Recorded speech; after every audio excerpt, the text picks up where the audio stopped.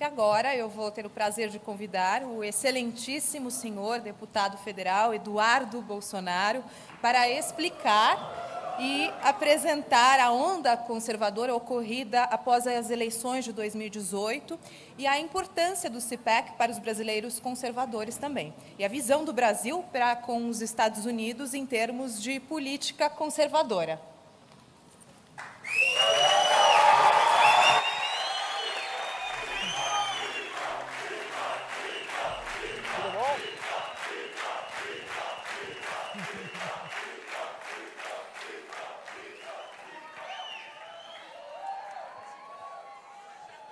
Eu não sou tão sofisticado quanto o Matt Schlapp, então eu trouxe a minha colinha. Mas aqui para mim é como jogar no Maracanã. A gente organiza, corre atrás, enfim, é um momento muito importante para mim, talvez o momento mais importante, né, da minha vida pública, mas quem vai falar aqui hoje não é o político, né, e sim o Eduardo mais cidadão, mais brasileiro. E como foi muito citado aqui pelo Matt Schlapp, o Ronald Reagan, eu queria fazer, com a permissão, Rueda, com a permissão, Matt Schlapp, de fazer aqui um agradecimento a todos vocês, porque se eu estou aqui hoje, é porque a gente fez aqueles eventos lá em Rio Claro, lá em Votuporanga, lá em São José do Rio Preto, e assim a gente foi ganhando uma experiência para depois chegar a esse ponto de notoriedade, onde você traz para cá o maior evento conservador do mundo. Isso daí...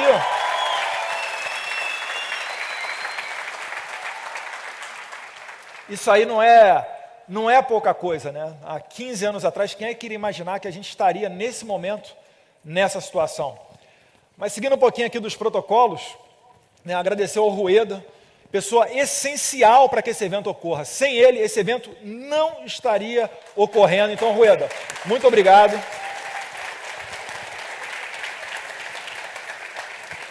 É o pacificador do PSL. Obviamente, Matt Schlapp, né?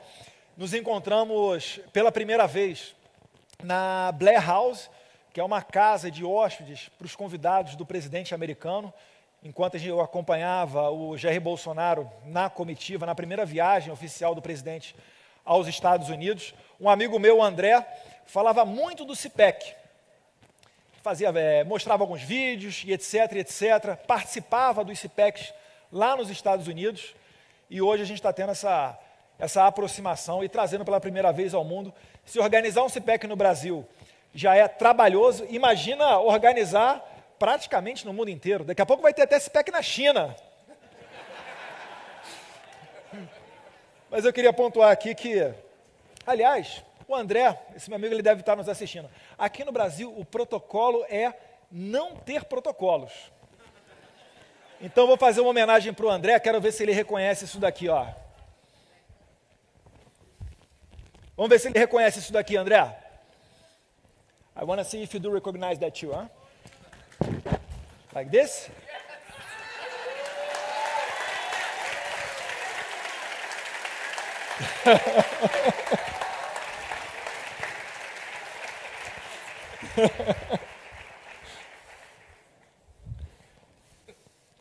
Agora deixa eu voltar para minha colinha porque eu estou nervoso.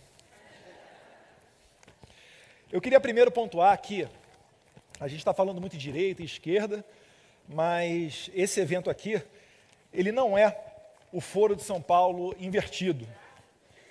Esse evento, ele não serve como uma maneira de nós traçarmos uma estratégia para alcançar o poder. Esse evento aqui é para dizer quem nós somos, o que é ser conservador, como se posicionar como conservador em debates como, por exemplo, o aborto, a ideologia de gênero. Tem aqui o Bernardo Custer, amanhã vai dar uma palavrinha com a gente. Tem a nossa querida Ana Paula do vôlei, que vai falar um pouquinho sobre todas essas questões de mulher jogando com homem jogando vôlei com mulher. Esse negócio estranho, né? Em que parecem que o que os meus olhos veem não é verdade. A verdade é o que eles nos dizem. Então você diz que a água é molhada, você diz que o círculo é redondo, e eles dizem que não. Isso tudo é uma espécie de violência contra nós mesmos. Então a gente vai ter aqui a oportunidade de ter várias pessoas amanhã Eu estou muito, muito, muito animado para ouvir cada um deles e para depois também contar com vocês para fazer o seguinte, para disseminar esses vídeos, para pegar, cortar, mandar via WhatsApp. Se lembra das tias do WhatsApp? Cadê as tias do WhatsApp?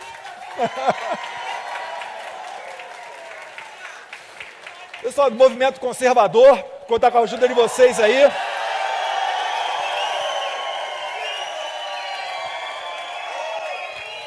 Direita Minas. Tem aqui o pessoal LGBT de direita, Paraguai. Lava Jato? Eu provavelmente vou esquecer o nome de alguém. Direita São Paulo? Flórida com Bolsonaro, Venezuela, gays de direita. Minas Gerais.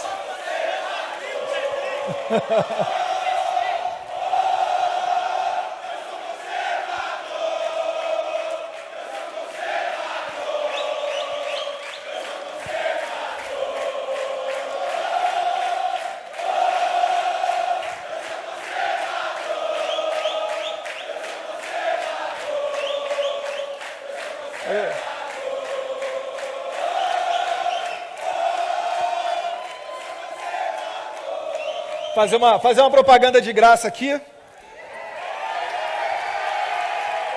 Movimento Conservador Paranavaí.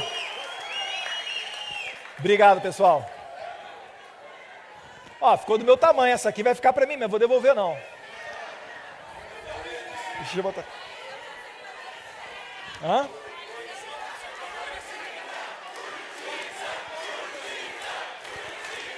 Movimento Brasil, Curitiba, Movimento Conservador. Sintam-se todos abraçados. E esse momento, pessoal,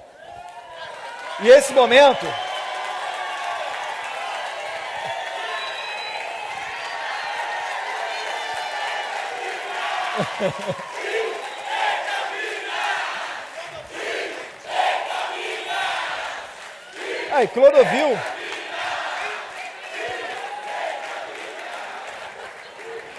Que orgulho que a gente tem do Clodovil. Vai lá, Maurício, a última aí. Deixa eu começar. O vídeo tá ok? Perfeito. Eu falo lá. Sou eu que tô lendo.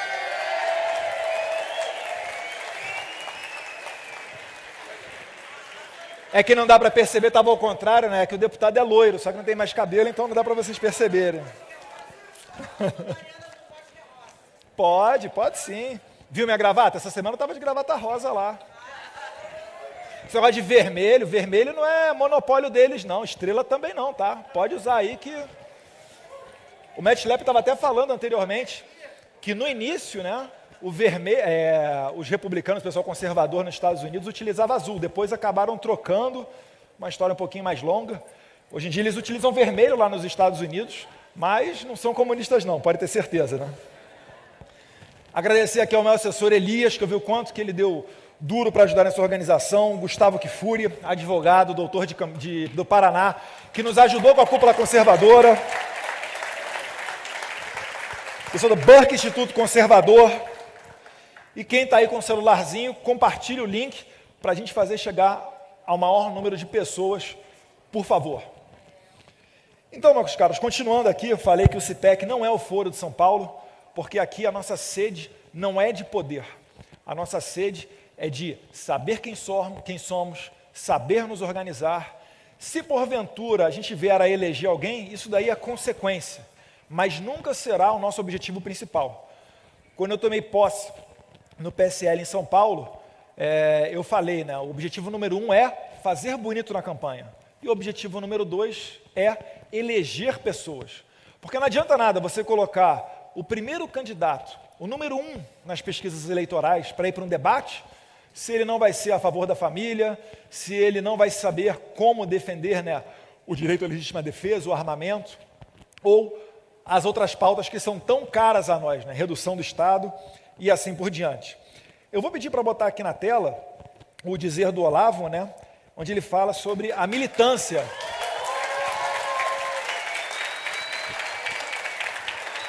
O Olavo de Carvalho, que é...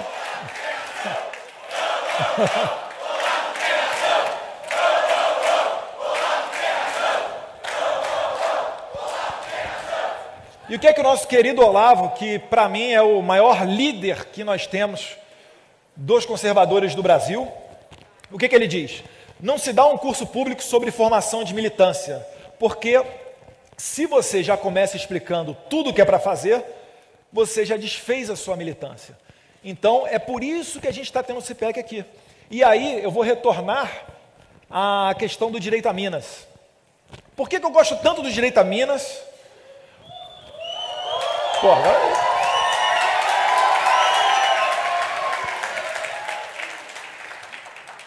E os demais movimentos conservadores também. Mas o direito a Minas pelo seguinte, tem que ser político, né, gente? Tá no sangue. Porque eles não esperaram ninguém dar um ok. Eles não chegaram, Eduardo, como é que se faz o movimento? Eduardo, a gente quer participar da política, o que a gente tem que fazer? Eles foram sagazes e proativos para começar isso daí.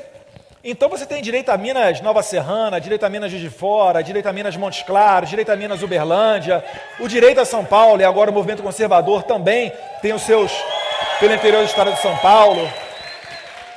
O Paranavaí também, que eu segurei aqui a bandeira, certamente faz parte disso. Mas não existe fórmula, gente. Nós temos que ser proativos. A gente tirou uma presidente da República corrupta sem quebrar uma janela. Alguém nos ensinou como é que seria a fórmula disso? Nós elegemos um presidente sem gastar sequer $1 milhão e sem quebrar uma janela também.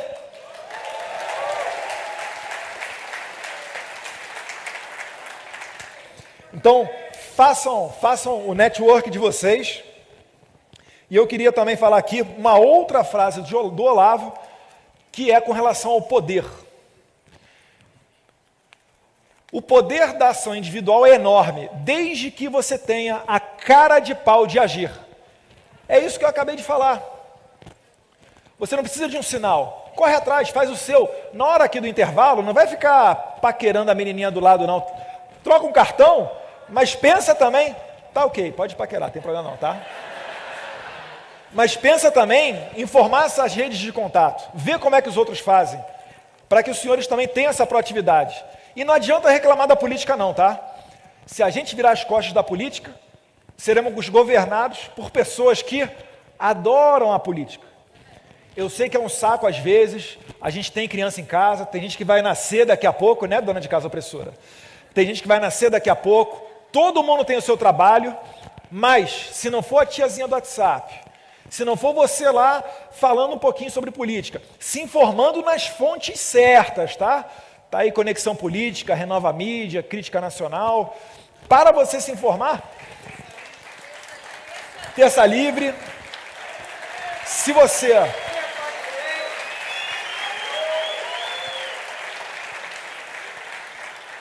Se você virar as costas para a política, você vai ser governado pelos maus.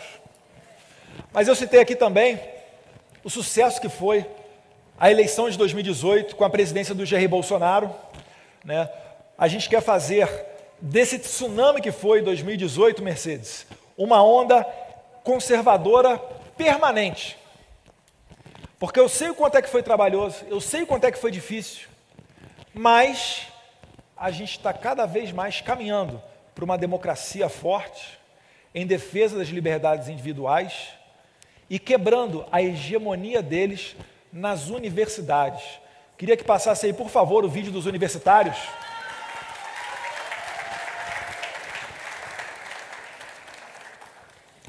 É que às vezes eu pego o pessoal lá de surpresa, porque eu dei vários vídeos para eles e não falei em qual ordem que eu falaria. Imagina alguém que quer ser presidente da República, não, nesse aí não, tem uma das principais pautas... Não! Por que vocês não gostam do Reinaldo Azevedo, gente? Reinaldo Azevedo é fake news? Não, mas é o vídeo das universidades. O Reinaldo Azevedo é a cereja do bolo. A gente vai chegar no vídeo dele e vocês vão gostar. Vai por mim. Sou o cachorro. Não, você é dos aeroportos. Enquanto vai procurando o vídeo dos universitários, alguém aqui já sofreu alguma retaliação por ser Bolsonaro, por se dizer de direita? Alguém aqui já foi bloqueado no Facebook, ou no Instagram, ou no Twitter? Alguém conhece alguém que foi derrubado a conta só porque tweetou a sua opinião? Eu, particularmente, a gente vai mudar isso daí. Até perdi meu fio da meada. A questão das opiniões. Vai preparando o vídeo das universidades aí, hein, pessoal? Quando tiver ok, dá um toque. Queria falar para meus colegas americanos que estão aqui na frente e que amanhã serão expositores aqui no nosso CIPEC Brasil, que há pouco tempo a minha senhora também, que está aqui me acompanhando, Heloísa, ela foi vítima de uma fake news. Pode levantar, por favor.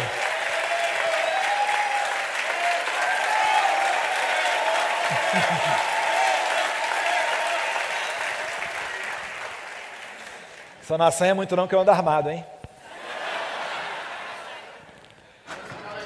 É isso daí, segura um pouquinho só o vídeo das universidades. Vocês devem ter visto, né, o que ocorreu, uma matéria da revista Época, em que um jornalista se passou para o cliente, fez 5 sessões com ela, quase um mês do serviço que ela presta como coach, para depois dizer que era um jornalista e queria publicar a matéria. Então é só para a gente ter consciência e deixar aqui registrado publicamente que pessoas não têm um mínimo de escrúpulos. Eu não generalizo toda a imprensa, mas a imprensa, uma boa parte dela ali, passa qualquer limite. E além de quebrar a realidade, ainda tenta nos dar rasteira nesse sentido. Então tenho muito orgulho de você, Luísa, muito obrigado por estar me acompanhando aqui, você é o meu braço forte.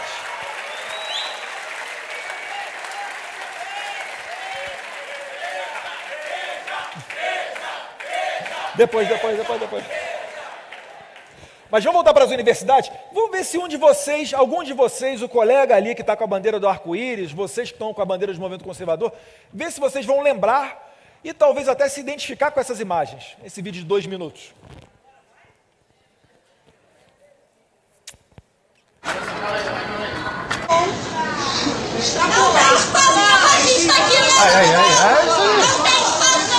É a mascarada dela. Ela por mim abriu.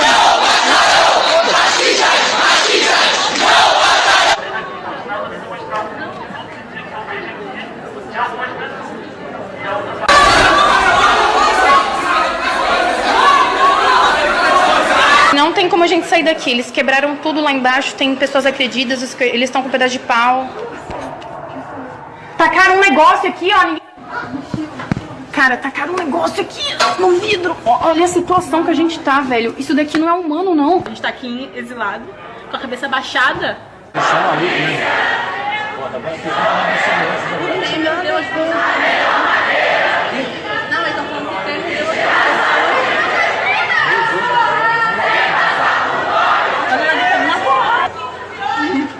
Mentira. A desculpa é de ódio. Desculpa de ódio.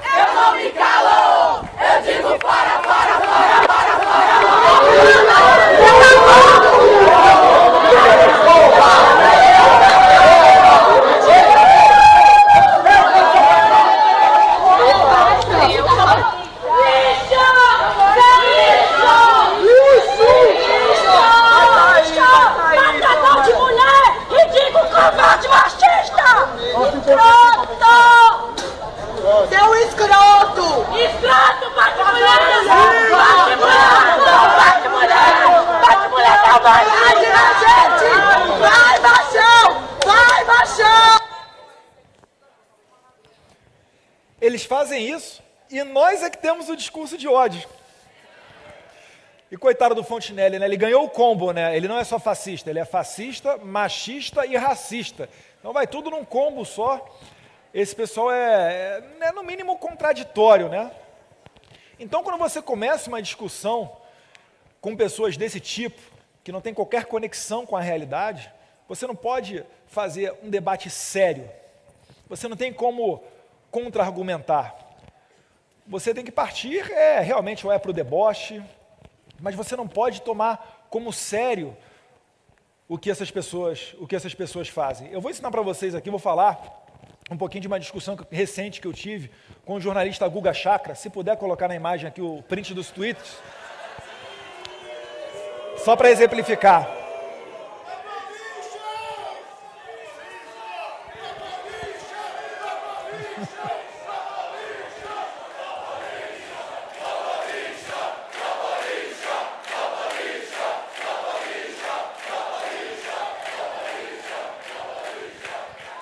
Porque isso tudo aí, enquanto eles vão achando lá, isso tudo daí faz parte. Isso tudo faz parte de uma coisa chamada espiral do silêncio.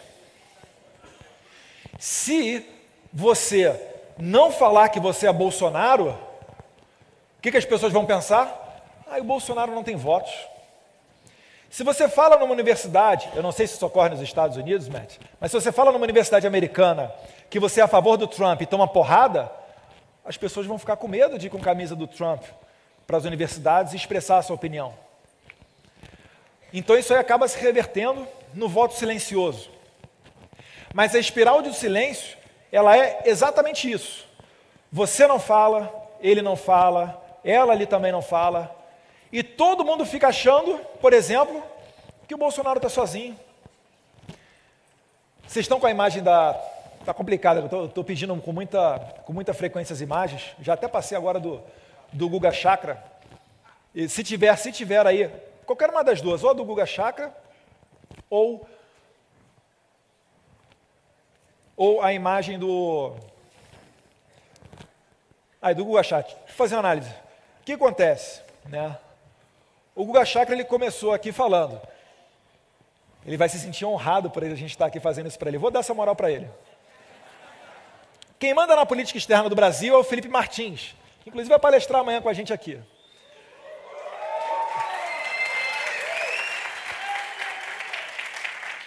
Que segue a linha da direita nacionalista e religiosa. Ele seria o mentor de Eduardo Bolsonaro. O chanceler Ernesto Araújo, que também vai falar com a gente amanhã, tem pouca influência e não está claro se concorda ou finge concordar com esta ideologia. Bem, a relevância desse tweet é absolutamente zero. Então, já que ele me citou, eu não vou ficar falando para ele, o Felipe Martins? Não, o Felipe Martins não é o meu mentor. Não, o Ernesto Araújo não, o Ernesto Araújo não tem nada a ver comigo. Isso pouco importa, gente, quem sabe sou eu.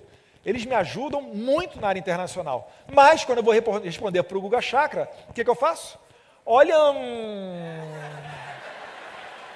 Já sei, está cavando uma vaga na Tititi, ou seria na Fuxico.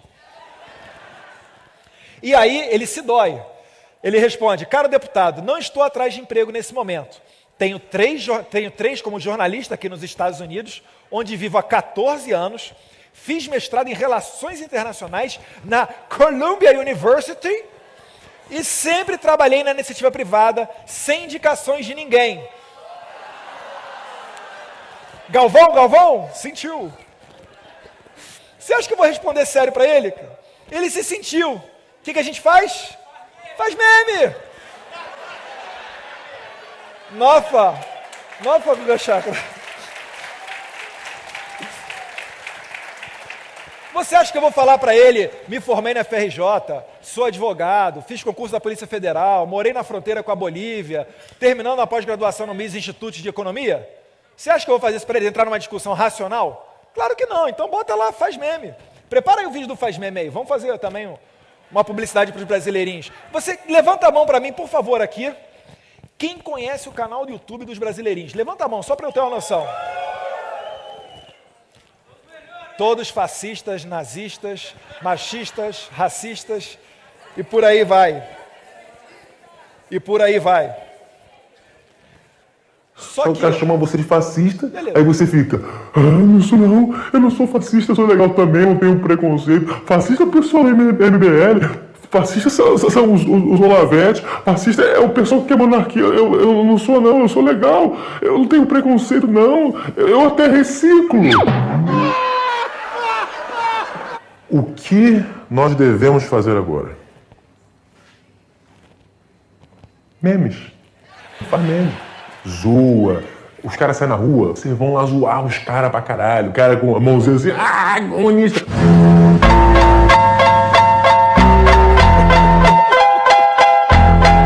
Still Snoop Dogg and D.I. Guess who's back? Ninguém mais suporta esquerdistas. Ninguém gosta de vocês, cara. Ninguém gosta de vocês, não! Hoje em dia, qualquer garçom, motorista de ônibus, cobrador, meu irmão, fala mal de petismo, de esquerdismo, de comunismo. Tem uma discussão de da cola também. Hoje em dia, quando tem uma discussão no bar, cobrador, pessoa de qualquer nível social, o pessoal manda vai pra Cuba.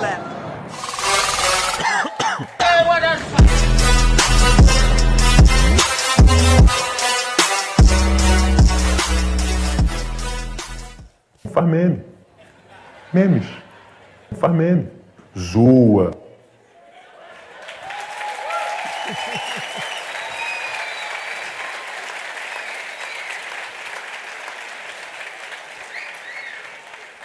E além disso tudo, a esquerda ainda tenta reescrever a história. Eu vou fazer um breve resumo aqui, pegando o tempo de Karl Marx, trazendo até a eleição de Jair Bolsonaro e o governo Bolsonaro. O Karl Marx, basicamente, poderia retroagir um pouco mais, vamos pegar a partir dele. Ele sintetizou as ideias comunistas, fez o manifesto, e depois, no início do século XX, o que começou a acontecer? 1917, Revolução Bolchevique na Rússia. 1949, nós temos Mao Tse-tung na China. 1959, Fidel Castro. E depois, em 1964, seria a vez do Brasil, se não fosse o povo nas ruas e os militares com muita coragem para, naquele momento, impedir o comunismo no Brasil.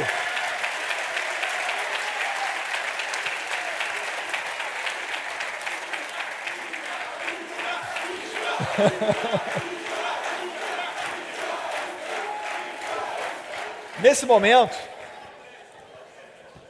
agora me permita aqui falar para o público internacional, para os nossos amigos paraguaios, chilenos e norte-americanos, fora outras, dominicano, boliviano. Esse período que nós tivemos no Brasil, de 1964 até 1985, a esquerda chama de ditadura militar. Só que os militares chegaram ao poder, não foi botando o pé na porta, tirando o presidente e assumindo a cadeira presidencial. Eles chegaram ao poder sem dar um tiro, sem matar sequer uma pessoa, porque eles tinham respaldo popular. E em 30 de abril de 1964, o Congresso Nacional Brasileiro declarou vago a cadeira presidencial. Mais adiante, dia 2 de abril que foi declarado vago o Congresso Nacional. Dia 9 de abril, tivemos uma eleição indireta, conforme dizia a Constituição da época.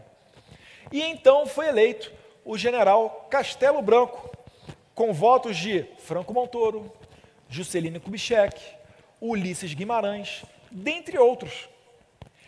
Esse período que a cadeira presidencial ficou vaga, esses dias de 2 de abril até o dia 15 de abril, que foi a posse presidencial, quem ocupou aquele local foi o presidente da Câmara dos Deputados, Ranieri Mazzilli.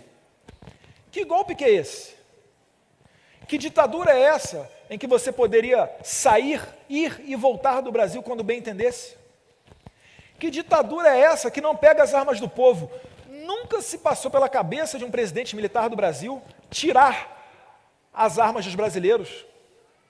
Por outro lado, a gente viu aqui os mensaleiros, deputados que recebiam dinheiro de Lula, votando a favor do Estatuto do Desarmamento. Então, é preciso fazer uma análise da realidade para que você conheça, um pouquinho da sua história. E o que os militares fizeram? Em 1985, devolveram o poder para a população civil, ou seja, fizeram eleições diretas para presidente da República. A luta armada começou pela esquerda, tá? Em 66, com uma bomba no aeroporto de Guararapes, no Recife. Depois disso é que veio o AI-5. Eu faço um comparativo desse período entre o Brasil e a Itália. Nos anos 70, na Itália, eles estavam vivendo o melhor momento depois da Segunda Guerra Mundial. Estavam conseguindo curtir as suas férias, poder aquisitivo bom, estavam indo muito bem na economia. Mas foram anos muito sangrentos lá. Por quê? Porque estava tendo o reflexo da ideologia plantada por Antônio Gramsci lá nos anos 30. O filósofo italiano Antônio Gramsci, o que ele dizia? Não tome quartéis. Ele não falava com essas palavras, mas basicamente era não tome quartéis, tome escolas. Depois que você fizer a revolução cultural, o poder político virá automaticamente. Então, o que eles passaram a fazer? O que o Antônio Gramsci pensava? Ele pensava assim, essa ideologia comunista, aplicada ao Ocidente, ela não vai demorar muito, porque ela é incompatível com os valores judaico-cristãos. Ela é incompatível com o mundo ocidental. Então, você tem que quebrar tudo para depois reerguer o seu mundo perfeito, onde o bandido é vítima da sociedade, onde uma criança, uma vida na barriga da gestante faz parte do direito da mulher abortar ou não. Então, Antônio Gramsci ele pregava a revolução cultural. E a conta-gotas, por décadas, nós passamos a ver o domínio dessa ideologia nas universidades. E depois da universidade sai uma pessoa formada para ser juiz, para ser senador, para ser professor, para ser jornalista, para qualquer lugar ela vai ocupar a sua posição e, nas palavras de Antônio Gramsci, será um agente transformador. Então, se ele é juiz, ele não está ali para proteger a Constituição e os direitos individuais, ele está ali a favor da revolução. E assim pensam os gramscistas. E dessa maneira, nos anos 70, em que pese com uma economia sensacional, a Itália teve um ex-primeiro-ministro sequestrado, que depois de dias no cativeiro, dezenas de dias no cativeiro, acabou sendo executado, o senhor Aldo Moro. Aqui no Brasil, depois que a gente teve a bomba no aeroporto de Guararapes, tivemos o sequestro do embaixador americano. Como é que você vai combater isso? Essa guerra assimétrica não é uma guerra de um país contra outro, onde você utiliza tanques. É uma guerra interna. Por isso que teve o AI-5. Ninguém conta, né? Só conta uma parte do AI-5. Ninguém conta o que aconteceu antes. Mas, por fim, os militares saíram ao poder em 85. E o que a esquerda fez? Reescreveu a história, disse que no Brasil existia uma ditadura, perseguidos políticos se vitimizaram e depois de algumas décadas, quando chegaram ao poder, estavam fazendo a revolução deles. Estavam implementando aqui no Brasil o desarmamento, estavam começando com essas ideologias, meu corpo, minha regra, minhas regras contra o aborto, um Estado gigantesco, com poder central, isso é característica de fascismo, e instalando, institucionalizando a corrupção. A corrupção sempre existiu no Brasil. Não é obra, criação do PT, mas institucionalizar e roubar bilhões, isso sim é obra deles. E ninguém rouba bilhão para andar de iate final de semana, para andar de Ferrari por aí, ou para comer lagosta. Roubam bilhões para ajudar na revolução dos países bolivarianos, da pátria grande. É por isso que na cabeça deles estava tudo ok, quando enviaram dinheiro do nosso banco público, chamado BNDES, para construir um porto em Cuba, em torno de 300 milhões de dólares. Nós construímos com dinheiro nosso aqui suado, que vocês pagam imposto, assim como eu, altíssimos. A gente construiu uma hidrelétrica na Nicarágua. Olha como é que está a energia lá em Roraima. Um porto de Mariel em Cuba. Será que os portos brasileiros estão uma maravilha? É claro que não. Nós bancamos a eleição do Maduro, as malas de dinheiro na delação da senhora Mônica Santana. Ou quem sabe agora, já que está em investigação, senhora Michelle Bachelet, envolvidas em esquemas com a OAS. Então eram poucas empresas, amigos do rei, que eram beneficiadas. Quantas empresas estão na Lava Jato? É o quê? Camargo Correia, Odebrecht, UTC, Andrade Gutierrez, uma meia dúzia, vai? E a gente discute, olha só que louco, a gente discute dentro do Congresso se as multas ou as penalidades que a gente vai colocar nessas empresas por corrupção, se elas forem fortes o suficiente para quebrar essas empresas, a gente não tem quem faça a obra que eles começaram. Olha que negócio louco. Nesse ambiente, vocês querem o quê? Que a gente bata palmas para o presidente? Que a gente bata palmas para o PT?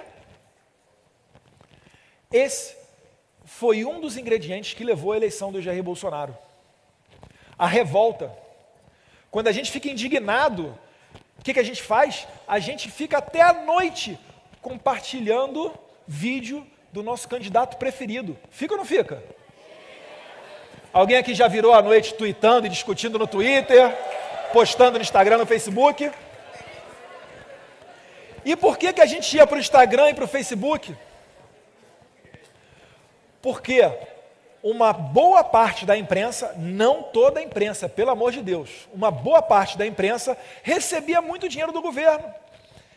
Então não faz sentido você ficar implorando para ter a sua opinião publicada na carta do leitor, quando você tem o seu Twitter, o seu Facebook ali. Então isso tudo colaborou para esse movimento, para esse tsunami que foi a eleição do Jair Bolsonaro presidente. Só que, conforme o próprio Olavo de Carvalho já falou, prezado Maurício, nós elegemos um presidente conservador sem ter uma universidade conservadora, sem ter um partido decididamente, tradicionalmente sendo conservador, sem ter uma grande mídia conservadora. Essas que eu citei aqui, né? Crítica Nacional, Renova Mídia, Conexão Política, Terça Livre, quando eles ainda tentam, quando eles estão ganhando um pouquinho de notoriedade, o que outras imprensas fazem?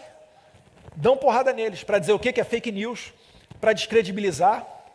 É a mesma coisa que vocês sofrem numa esfera individual, lá no seu Twitter, no seu Facebook, no seu Instagram, tomando um gancho, tomando uma penalidade. E aí você fica, bem, realmente eu não posso falar tudo aquilo que eu penso. E você deixa de postar. E todo mundo acaba pensando que o Jair Bolsonaro não tem apoio, ou que o seu candidato não tem apoio.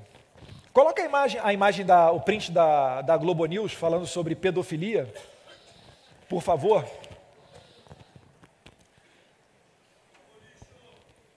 Só um instantinho.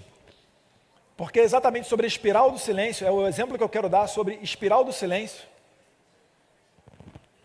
E é o que faz países, por exemplo, como a Irlanda, tradicionalmente católicos, hoje em dia passarem a ser pró-aborto. Se tiver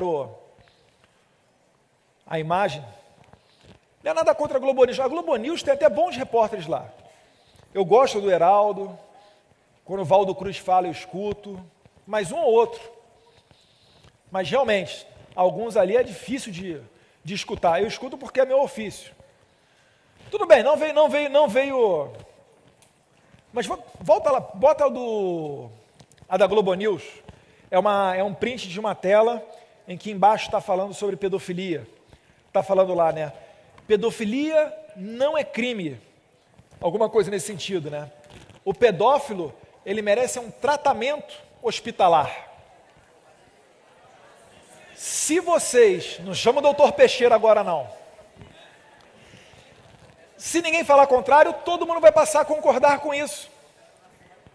Todo mundo vai achar que realmente, olha, o pedófilo é uma pessoa que não merece prisão, ele só precisa de um tratamento, mas ele pode conviver na sociedade. É um transtorno igual a outro qualquer.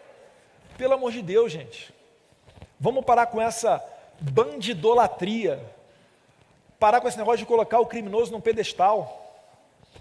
A primeira função da pena é tirar o marginal da sociedade.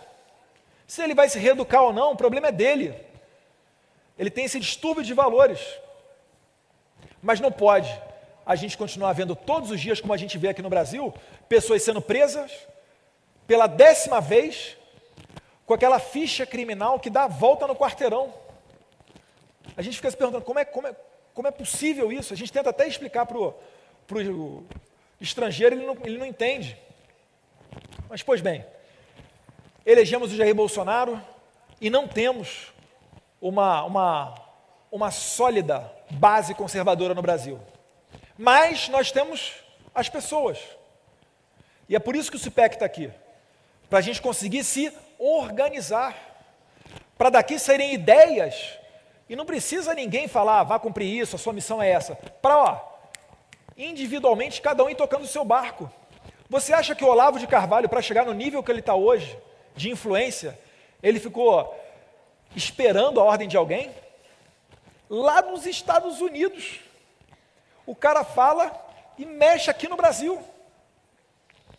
Poucas pessoas fizeram tanto contra o comunismo quanto o Olavo de Carvalho. Eu até falo, né? O Olavo de Carvalho...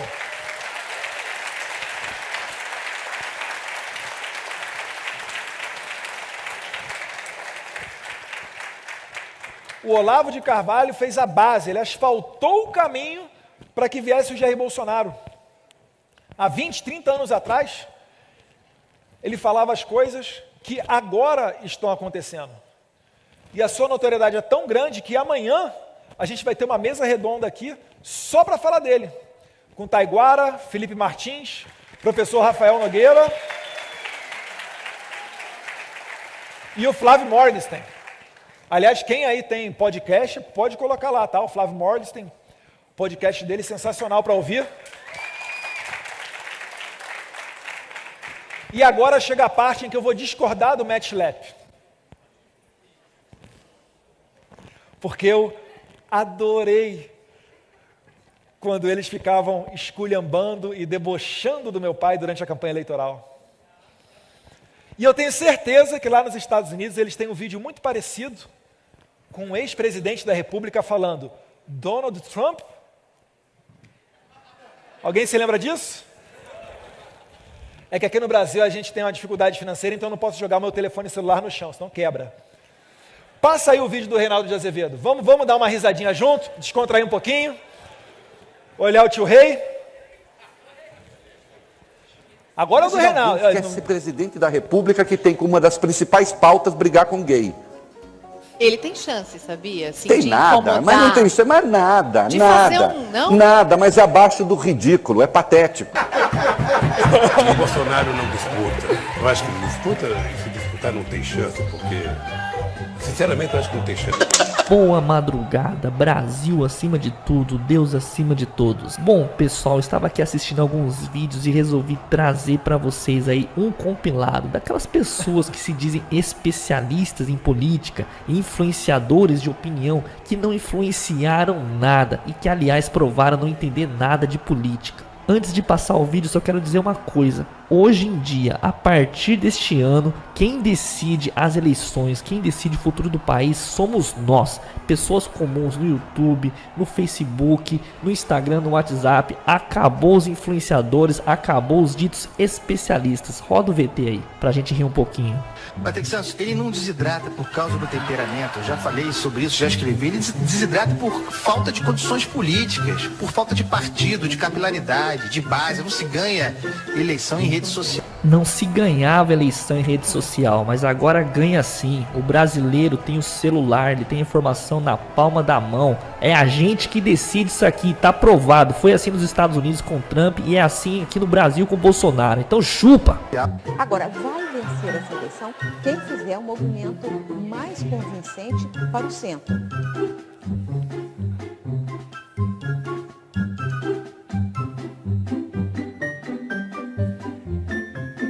Essa Miriam Leitão é patética. O capitão e atual presidente Bolsonaro humilhou ela na Rede Globo, ali na Globo News. Foi incrível aquilo lá, quem não se lembra? Ó, Miriam Leitão, pra você só deixa uma risada. Agora, Bolsonaro, Patrick, ele é a cara do candidato assim, que vai fazer essa frente, tal, cavalo paraguaio. Ele não aguenta, será desidratado pelas próprias palavras, ele não tem bandeira. Quando chegar na hora do vamos ver, não é só pode parar já. Não. A Jovem Pan ficou pagando aí de bom moço quando viu que o Bolsonaro ia ganhar mesmo as eleições, começou a puxar o saco aí do nosso presidente, mas a verdade tá aí, ó, eles quiseram ferrar o presidente Bolsonaro aí. Então, Jovem Pan, a gente nunca vai esquecer também, mídia podre. Tá bom. Se agora, quando ele tá com a vantagem...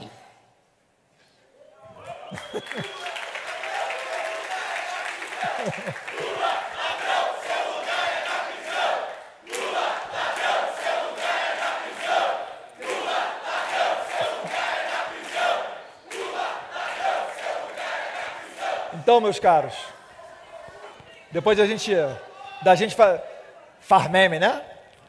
Depois de um pouquinho de meme com eles, o recado que fica é que esse apoio popular foi importante não só para a eleição. A eleição foi só a primeira batalha. Se a gente não tiver o apoio popular de vocês, se a gente não tiver vocês do nosso lado, a gente vai perder essa batalha. E quem entrar no lugar, certamente a gente não vai gostar. Então o jogo do poder está sendo jogado. A gente tem um presidente que ficou praticamente 30 anos no Congresso Nacional sem se envolver com esse sistema corrupto.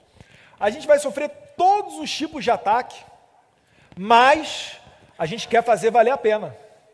Because, né? A gente quer fazer valer a pena. Não adianta nada. Alguém aqui, com todo respeito, mas alguém aqui quer morar em outro país? Nós somos o quê? Nós somos brasileiros? Nós não somos a maioria? Sim. Então não vamos deixar o PT nunca mais voltar no poder, não é isso? Combinado?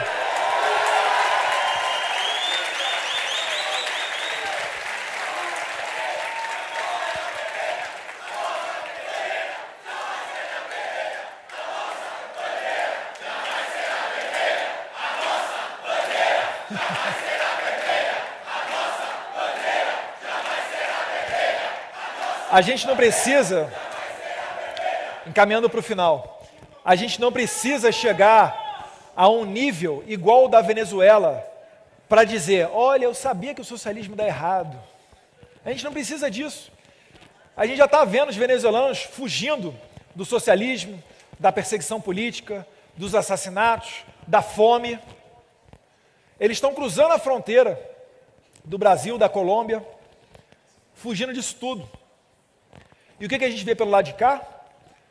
Políticos de esquerda que sequer conseguem criticar Maduro, ou então fazendo como o senhor Paulo Pimenta e Gleisi Hoffmann, indo até Caracas para ficar lá, lambendo, né, as botas do narco-ditador venezuelano.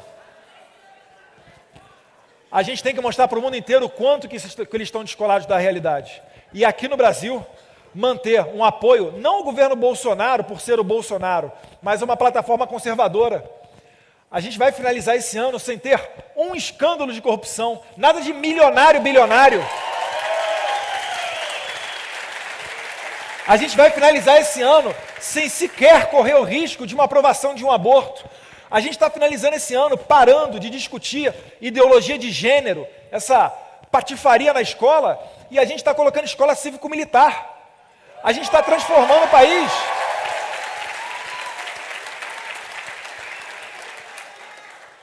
A gente está transformando esse país.